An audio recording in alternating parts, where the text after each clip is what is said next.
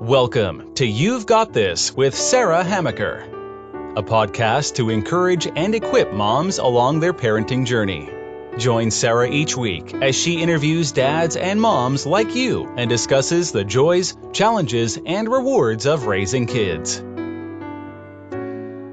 Hi, and welcome to this week's You've Got This. I'm your host, Sarah Hamaker, and I'm glad you joined me. Today I have Paige Harley. She is a mediator and divorce transition consultant based in Nashville, but she has clients all over the world. And she really, as a single mom herself, she really helps parents navigate those tricky and challenging waters of divorce and post-divorce so that our kids are not the ones who suffer. Did I sum that up pretty well, Paige, on what you do? Perfect. Amazing. Yeah.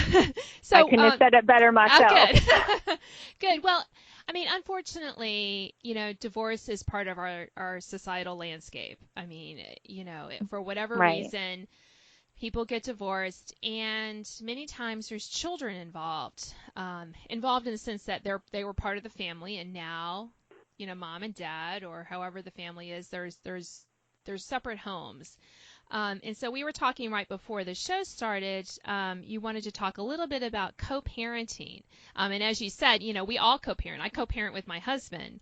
It just gets more tricky when you have separate households. Yes, for sure. So yeah. I think that's a misnomer, and that's what we were talking about, right? Where it's like co-parenting is what you're doing with your husband. It's what you did before the divorce. You were co-parenting with this other person, trying to figure out how you guys wanted to come together, and you guys get to choose. Like, does the child get a certain kind of education? Do they get braces? Do they not? Like, how many extracurricular activities? It becomes really challenging when you're now in two homes, and oftentimes people aren't prepared for that, and they aren't prepared for the amount of work. We were talking about, it's easy for you to look over at your husband, and while you guys are brushing your teeth and getting ready for bed, to say, hey, oh yeah, at the dentist today, Johnny had a cavity, and we're gonna have to get it filled, and it's gonna be X number of dollars and whatever. That, I don't know, 15-second conversation becomes a lot more challenging when you're like, oh, dang, as a single parent, thinking as you're brushing your teeth, oh, I forgot to tell my other parent that Johnny has a cavity, and now I need to get out my computer and I need to draft it. And depending on your relationship, maybe you have to scan in a copy of the actual report from the dentist. And it becomes so complicated, and people aren't prepared for that. And sometimes I think that builds resentment. And that's important to talk about, because managing expectations and knowing that that's reasonable. I mean, putting yourself in the other person's shoes, like, I might want to have that much data too, and I do want to be involved. And I'm going to speak to moms because I'm a mom, and I understand, and most are probably listening to your show are moms, right? And so they're so tired. It's exhausting being a single parent. And then you're like, oh, and now I have to send this. But you do. And ultimately it's for your child's benefit, for that parent to be as involved as possible, to be able to say, hey, dude, heard you got a cavity. Dentist says you need to be brushing better. Then they can be doing it, or they can be following up at their home saying, hey, making sure they're brushing and doing those things. That's working together cooperatively. That's just the adult thing to do, simple. Right? It is, and yet it sounds silly, but it's one of those small things that, I find years later people are bitter and angry about, and it takes so much time. And it's like, yep, yeah, it does. Right? Okay, so you're a parent, I'm a parent. Being a parent is hard. Can we all just say, yes, it is, period? And we all know that. Co-parenting is even harder because you don't have the benefit of just doing things on the fly. Like I said, while you're brushing your teeth and in between spits, right? You can't just say, oh, by the way. a lot more intentional, takes more time and effort. No one's telling you this when you're signing the divorce papers. You're just trying to keep your head above water. It's hard. And so to know that and and find ways that work with you and be looking for solutions and communicate that with your co-parent, right? Like if you're feeling frustrated because you're like, man, like it's a lot of work to be the one that takes in the dentist and the doctor and whatever, you've got to think those things through. So just talking about some of those basics as moms, right? I'm just going to make some common assumptions. A lot of times we are the ones who do those things. Right. And then once the divorce happens, we continue to do them. And maybe this is a time to rethink, what would it look like if I didn't always take them to the dentist and the doctor? Like, could I give up some of that? And sometimes we just don't think, we're just doing it. Now we're angry and resentful, right? We're like, well, I'm taking them now. Now I have another step, and now I have to send them the bill, and I have to send them an email, and I have to send it. Like, it's like, but wait, it doesn't have to be that way. Like, you could say, hey, like, would you be willing to take Johnny to the dentist next time? Find some ways, or find some other ways, or say, find some other ways to delegate some of the responsibility. So especially as moms, we can tend to do everything that we always did, but now we have more responsibilities as a single parent when you're in two homes, right? Like there's two people scrubbing toilets, there's two people mowing lawns, there's two people paying all the bills. Like your workload, it does increase. And then if you are the primary parent, which a lot of moms are, then the workload has even gotten harder. And then we're not even going to get into the topic of co-parenting with somebody who's uncooperative. Right. And I mean, that's just, I deal with those families, and that's a whole nother podcast topic for another day. Oh, for sure. That's like a series, quite frankly, Sarah. Yeah. So, it's those things. And so I want people to understand, if you're frustrated, that's normal. Like it is hard, and be willing to sit back and really think about it and communicate that with your ex. Don't assume the worst. Yeah. And I think too, Paige, that as you were talking, I was thinking, I take my kids to the dentist. Yeah, I take my kids to the doctor. And but there have been times, and I've been trying to do that more and more, where I'm like, tapping my husband, like he's off on a day, and I'm like, well, hey, I'm going to schedule the kids to go to the doctor this day. Will you, so you can take them, take our two boys to the doctor, and it's some things like that, just because, he needs to be involved. And he wants to be involved. It's not like he doesn't want to be involved. And just a reminder that, even those of us that are married, we don't have to do it all. And that we do have a co-parent in our home where we can go, hey, tap, tap, you're on, as the primary go-to for whatever situation, or for whatever, several hours, or whatever it is, that we need to definitely make sure that we are including the other parent on a regular basis, even for those of us who reside in the same home. I think that's just good advice and good practice. Right. I was thinking that's funny. I was thinking that when I said it, I'm like, I know when I was married, it was the same thing. But you get into these kind of routines, right? And it's just like family of origin, or however you came to these, you guys get into this routine, and it just is. And I know I had resentment sometimes when I was married, and it was nobody's fault but my own, because I wasn't asking for help. I mean, it was just, we were just doing this thing. Right. And when I can talk to families either currently going through a divorce or shortly after or whatever, I'm like, this is a great opportunity to figure out what has been working and what isn't working, because whatever frustrations you had when you were co-parenting under one roof, they're going to be increased when you go under two roofs. Right. And And that's just a fact. And because there is something by nature, right? So let's say you and your husband, Sarah, are trying to decide if you're going to send your kids to private school or not. Mm-hmm. Well, let's just say that the presumption is you want them to go and your husband isn't really for it.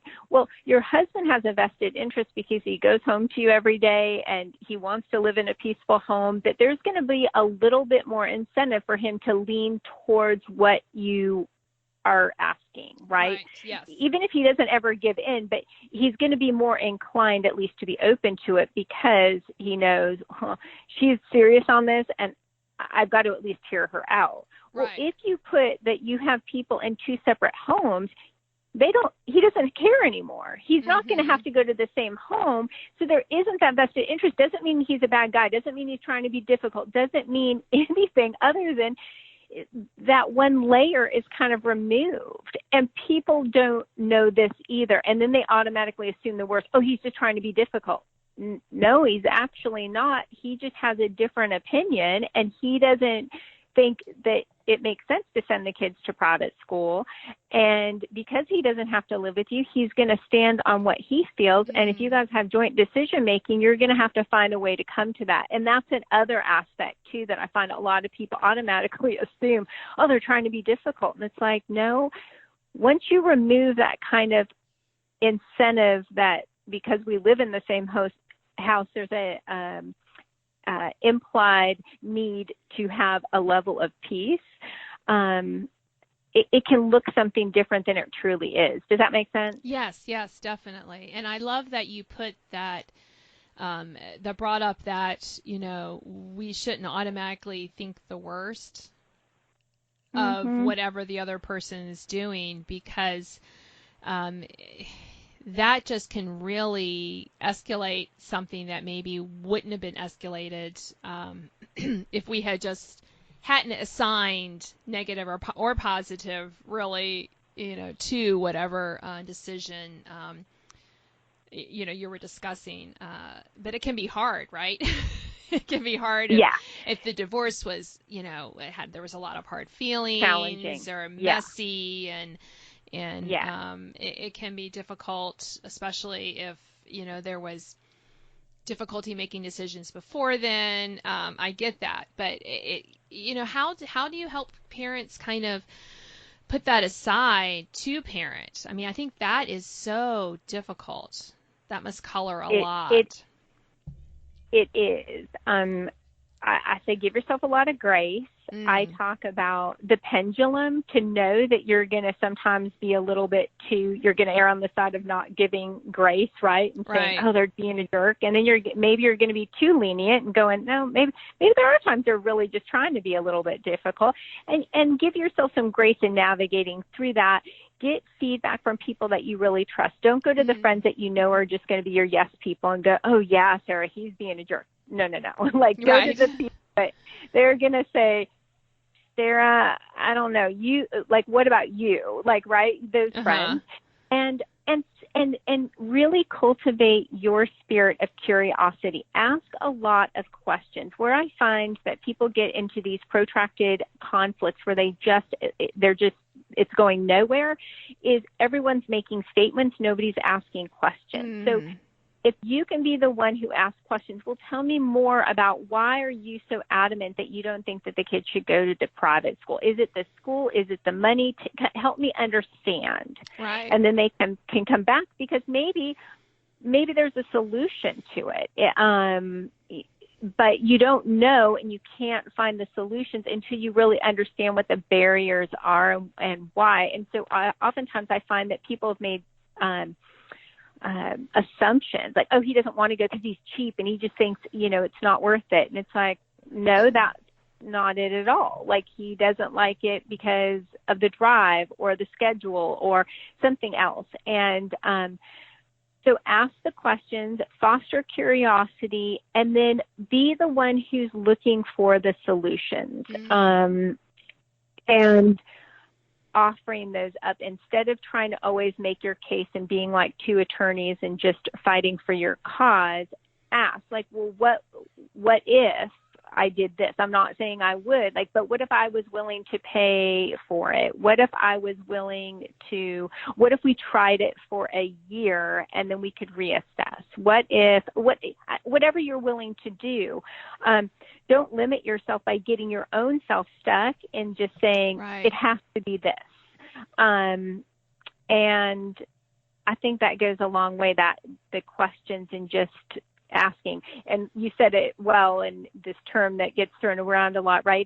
It's simple but not easy. And so this is simple, but I understand, and I'm not trying to oversimplify it. It's hard when you've got a lot of emotions. I understand. I co-parent with someone, and it is hard. It's super hard, but if the more you practice it, just like anything, the easier it'll get. So I promise, if you just start putting this stuff into practice, it will slowly but surely get easier. And I think something you said, Paige, I think is a good reminder that it's not about getting our way. It's more about, trying to do what's right for our kids. And that's hard. I mean, it's hard when your co-parent lives in the same house with you, and I can imagine how much more difficult it is when you've separated and you have to have two households now and two different ways of doing things, and you may not agree with all the things that your other co-parent is doing, and yet you still are called to do the right thing with your kids, and you still need to put them first in those decisions that you need. And that is, but that is so hard. It's hard even when you're like I said, when you're together and there's something that I think the kids should do or not do, and my husband's like, well, I don't know, and I'm like, what are you talking about? This is a perfectly, you have to do, and when those don't come up too often in our parenting, but they do. They do come up, and so of course they do. Yeah, and I love that, again, what you said about that managing the expectation, just to kind of go, I should ask the questions. I shouldn't assume. I should try to be more, to do them, because, our kids are watching. They're watching how we interact. The most important piece of advice that I got when I was going through my divorce, and that I give to everyone, is that all the research shows at the end of the day, how you gauge how well your children come through your divorce is how comfortable do they feel when you're both in the same room at the same time. And so if you can keep that in mind, like, what's the story I want my kids to say about our divorce and post-divorce and what it was like to be with us when they're my age, right? So when they're in their 40s or whatever, what would I want them to say? It's like, oh, my mom and dad, they couldn't even sit together. They couldn't be near each other. I was stressed, No, and that helps you go back to those other decisions. Yes. At the end of the day, let's bring up the private school thing again. At the end of the day, if your co-parent is adamant, and let's say they're just being a jerk and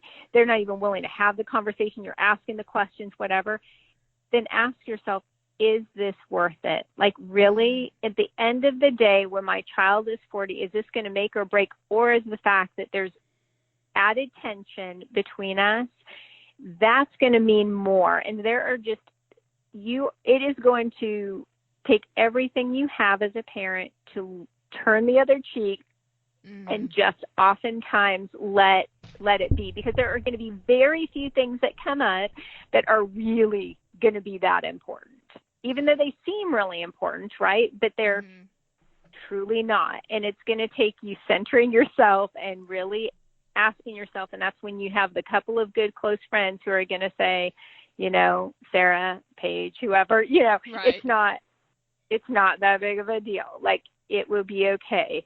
And that's what you can keep in mind. It's the big picture. I'm a marathon runner, so I use a lot of running analogies, but in this case, it really is a marathon, and we can get so caught up in the little, and especially if you've had a lot of small losses, right? Like if your co-parent has said no a whole bunch of times to all these things, and you're just like, I just want to hold on to one thing. I just really want him to be on this travel soccer team. It's like, I'm not going to give this up. And it's like, and they're not budging. It's like, you know what? Like, maybe just it's gonna let it go. And and then that brings up one final thing I should say about that is, and making sure that you're not involving your kids in that. Like where your dad says no. Again, best you can, the same principles that apply to co-parenting in the same home apply to co-parenting in two homes. And I would find ways of saying, you know, your dad and I don't necessarily agree, but ultimately, if he's not going to support this, then it's better for us just to have peace, and we'll just see. Maybe we can revisit it. I think that there are nice and kind ways that you can speak about your co-parent to let your kids know, because they know anyway, right? Like if they know I'm advocating for them to be on the travel soccer team, and they know their dad doesn't want them to be, they're already aware. And so just say that, but then do it in peace, not like, oh, your dad is just so ridiculous or whatever. Just, you know what? Hey, your dad doesn't agree with it. I don't know if I necessarily agree with him, but for now, we're just, we're going to have to let this go, and we'll just see what comes back up. Let's find some alternatives. Let's do this. Let's keep you on this team here, or whatever your plan is, and move along. And that is modeling for your kids how to deal in those difficult situations. Like that is life. Like things don't go our way, and that's okay. Yeah, and again, I think that is such good advice for even when your co-parent is, you know, you're married to your co-parent and you live in the same house, is that there are times when you disagree, and showing our children how to compromise and how to sometimes, you know, how to act when you don't get what you want, because we can't all get what we want. That is just not how life works. And the more we can kind of model that and say, you know, it's okay. Yeah, maybe we will revisit that traveling soccer team, just to use your example. You know, but right now, you know, your dad said, you know, we for whatever reason, we can't afford it right now. It's not good for our family, even though maybe I thought it was going to be good. It's important to kind of help them know how to deal with those disappointments, deal with those changes. And even, you know, sometimes we're wrong. You know, we're going to be wrong as parents, co-parenting in the same house or not. We're going to be wrong. And I think if we just keep that in mind too, we maybe a little less likely to kind of push our agenda all the time as well. Right. Right. It's moms, right? Like that mama bear comes out and we're like, oh, we know best. We know best in everything. And that's just not true. Like it's not true. Yeah. And it's really not going to be the end of the world if, you know, little Johnny doesn't do the travel soccer team. And, you know, it's amazing how we put value on these things, that at the end of the day, like let your children feel safe, let them feel loved by both parents, show them how to honor the other parent, how to honor someone even if, you know, the situation might be tough or whatever. There's just ways to do that, and they're looking to you and to model that. And one thing specifically to co-parents, because it briefly came up and I wanted to mention it, like little things like sitting together at events are very important to kids. And so best you can, like the kids sometimes that I work with, like little things like them having to scan the room. They're like, oh, okay, there's dad. Okay, where's mom? Oh, there's mom. And like it's just nerve-wracking if they've got like a concert or recital. It's like, sit together. You don't have to like each other. You don't even have to talk to each other. But like simple things like that start sending a message. Try to be cordial. Try to be honoring, even if it's hard and there's maybe a new person in the other person's life and you're like, oh, and this feels like somebody. But you're doing it for your child, and understanding, again, keep in mind at all times, I want my kids to feel good with us being in the same room at the same time, and they can sense when you don't. So try to work on what that looks like for you. So if it's truly better that you don't sit together because you can't be nice, then don't sit together.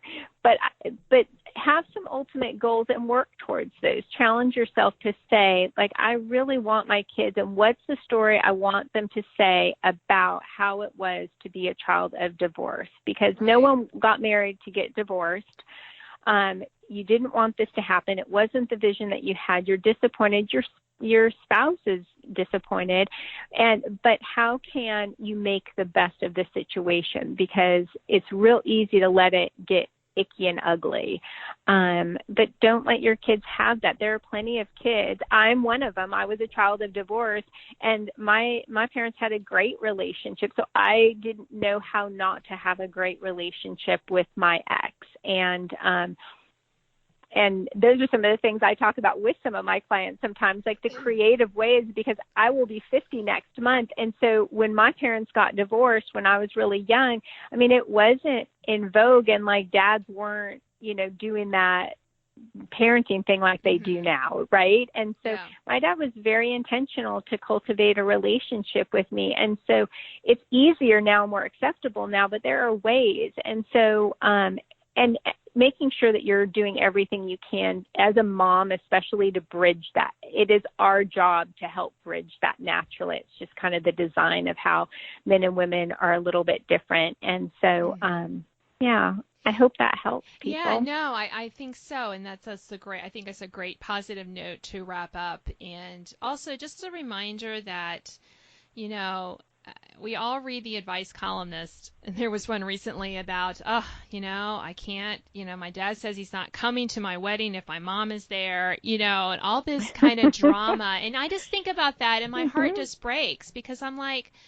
this poor kid, now an adult, is still caught in the middle of this co-parenting thing. And if that's not a cautionary tale, I don't know what is. But I love your example as we end here, Paige, about thinking about what your kid's going to say when they're 40 about how you handled this. And that kind of keeping the bigger long-term picture in mind is great no matter where we are on our parenting journey. So thank you for highlighting that today. Absolutely. It was fun talking to you. Thank you for having me. Yeah, you're very welcome. And you've been listening to You've Got This. I'm your host, Sarah Hammaker, and my guest today is Paige Harley. She's a mediator and divorce transition consultant based in Nashville, and she's worked a lot with navigating the challenging waters of divorce and post-divorce, and you can find her website with this podcast. So thank you for joining me, and I hope I'll see you next week.